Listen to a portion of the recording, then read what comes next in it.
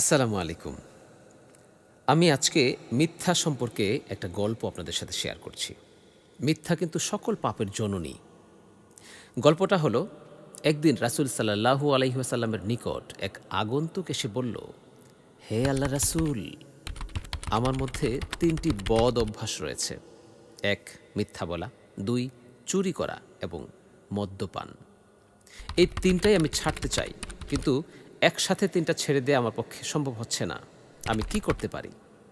অতঃপর রাসূল সাল্লাল্লাহু আলাইহি ওয়াসাল্লাম কিছুক্ষণ নীরব থেকে বললেন, তুমি মিথ্যা ছেড়ে দাও এবং এর থেকে বিরত থাকছো কিনা তা জানানোর জন্য মাঝে মাঝে আমার কাছে এসো।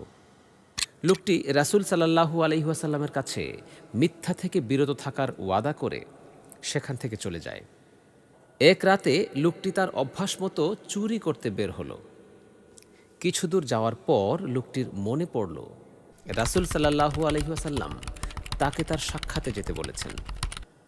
যদি তিনি তার সম্পর্কে জানতে চান, তাহলে কোনোভাবেই মিথ্যা বলতে পারবেন না এবং সত্যি বললে অবশ্যই তার চুরির ঘটনা সকলের সামনে চলে আসবে এবং রাসূল সাল্লাল্লাহু আলাইহি ওয়াসাল্লামও জেনে যাবেন।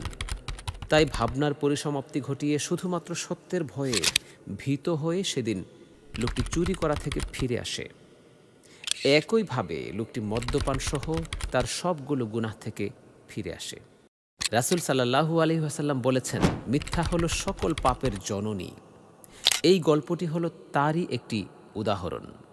তাই আসুন আমরা মিথ্যাকে পরিহার করি। মহান আল্লাহ আমাদের এই জঘন্যতম পাপ থেকে মুক্তি দান করুন। আমিন। ওমা তৌফিকি ইল্লা বিল্লাহ। আসসালামু আলাইকুম ওয়া রাহমাতুল্লাহি তাআলা ওয়া বারাকাতুহু।